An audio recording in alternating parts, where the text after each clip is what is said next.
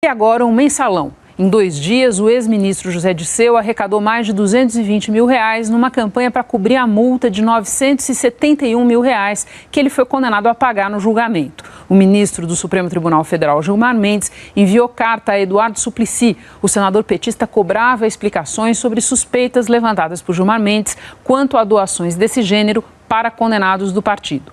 Na carta, o ex-ministro sugere que o ex-tesoureiro do PT, Delúbio Soares, um dos condenados no processo, ajude a ressarcir os cofres públicos, recuperando pelo menos parte dos 100 milhões que teriam sido desviados no esquema do mensalão.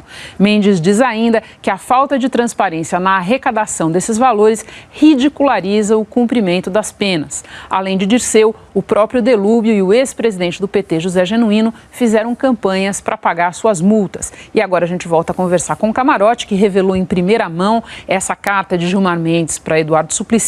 Camarote, a gente sabe que a base técnica da queixa do Gilmar é um trecho do artigo 5º da Constituição, no qual se diz que a pena como um todo, e não só a pena de prisão, é pessoal e intransferível. Mas a gente sabe também que tem um ingrediente político nessa subida de tom do ministro do Supremo. Qual é esse ingrediente? Sim, Renata, tem um grupo no Supremo Tribunal Federal, especificamente também o Gilmar Mendes, que está incomodado com as críticas constantes do PT. Vamos relembrar aqui rapidamente. No dia 4 de fevereiro, Gilmar Mendes sugeriu que haveria indícios de lavagem de dinheiro nessas doações. A declaração acabou motivando, por parte do PT, uma interpelação, uma segunda interpelação, inclusive essa semana, do ministro Gilmar Mendes. No pedido encaminhado pelo presidente do PT, Rui Falcão, ao Tribunal de Justiça do Distrito Federal, o partido pede esclarecimentos sobre as manifestações de Mendes, que, segundo o PT, atacaram a honra da direção do partido, de seus filiados e simpatizantes. O que eu pude perceber é que há, sim, uma dúvida, um incômodo por parte de integrantes do Supremo, inclusive em solidariedade ao Gilmar Mendes, e mais do que isso, ainda continua essa dúvida sobre essa arrecadação muito rápida que o PT conseguiu fazer para os casos do José Genuíno, para o caso do Delúbio Soares. A gente viu, como você bem colocou aí, já uma rápida arrecadação pela página aí do José Dirceu. Renata.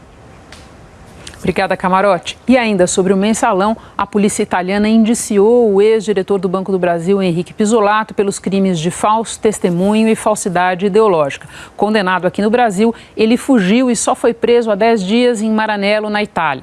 O secretário nacional de Justiça, Paulo Abraão, disse que o procurador-geral da República já adianta a documentação a ser enviada para a Itália no pedido de extradição de Pisolato. O secretário estima em até 1 ano a duração do processo na Justiça italiana.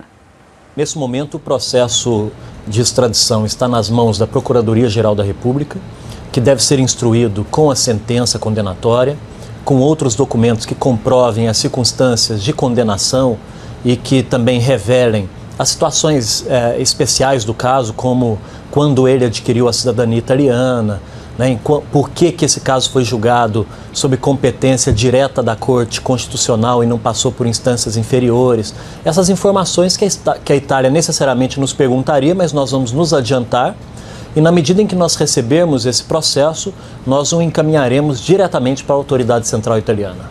Agora, nós temos que saber respeitar a decisão do Estado italiano e nós esperamos que essa decisão seja tomada nos marcos do nosso acordo bilateral de extradição. As declarações do secretário nacional de Justiça dão bem a medida de algo que a gente vem falando aqui desde a prisão do Pisolato. O governo brasileiro vai fazer questão de, a cada etapa do processo, prestar contas do que está fazendo, mostrar detalhadamente o que depende dele, governo, o que depende da Justiça, o que está sendo feito. Por quê? Tudo que diz respeito a esse pedido de extradição, tudo que diz respeito ao caso do Pisolato, é muito difícil de resolver, a probabilidade de sucesso é pequena e o governo precisa mostrar que está fazendo a parte dele.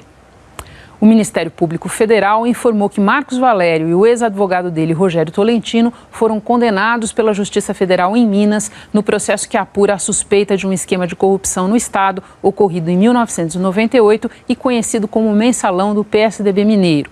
Valério foi condenado por corrupção ativa e Tolentino por corrupção passiva. As penas para cada um, eles já estão condenados lá e cumprindo pena no julgamento do Mensalão Federal, mas agora as penas para cada um são de 4 anos e 4 meses de prisão. De acordo com a denúncia, Tolentino teria recebido mais de R$300 mil de Valério quando era juiz do Tribunal Regional Eleitoral. Ele deveria favorecer a chapa do então governador Eduardo Azeredo, hoje deputado federal pelo PSDB, e do candidato a vice, Clésio Andrade, hoje senador pelo PMDB. Naquele ano, Azeredo tentava se reeleger. O advogado de Valério afirmou que vai recorrer. O representante de Tolentino não foi localizado. Azeredo disse que, como não é réu no processo de Minas e sim lá no Supremo, vai se abster de comentar as condenações. A assessoria de Clésio Andrade declarou que, na época, ele não ocupava cargo público e não tinha vínculo societário com Valério. Mariana.